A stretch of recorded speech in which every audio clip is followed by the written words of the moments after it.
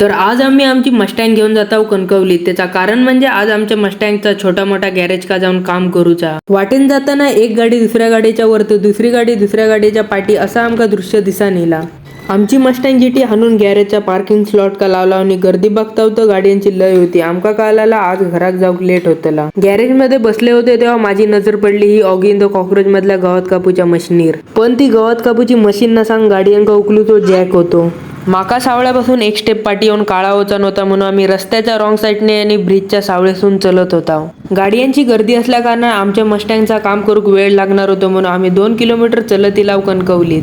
उन्हाचं temperature लय वाढल्या कारणान आमका 2 ग्लासा मलाई लस्सी घेऊची लागली. एवढ्या वाढत्या गरमीत माका लस्सी भेटल्याच्या नंतर माझो जीव शांतसो झालो.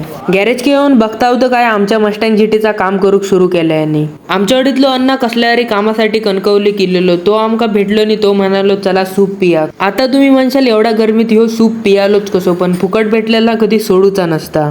सूप पियान झाल्याच्या नंतर गॅरेज येऊन बघता होतो आमच्या मस्टँगचो घेर काढून रिपेअर करीत होते. तर ह्या काकांचो एक डोळो मॅचवर तर दुसरो डोळो कामार असा काहीतरी ह्या काकांचा कामार समीकरण चाललेला. मॅचच्या मध्ये ऍड इल्या कारणान काकांनी आपलो मोबाईल बाजूक ठेवल्याने आणि आमचा काम झटपट करून दिल्याने. घेर लावल्याच्या नंतर घेर बरोबर पडतात की नाही त्याची जाणीव करण्यासाठी आमच्या मस्टँगची काकांनी टेस्ट ड्राईव्ह घेतल्याने.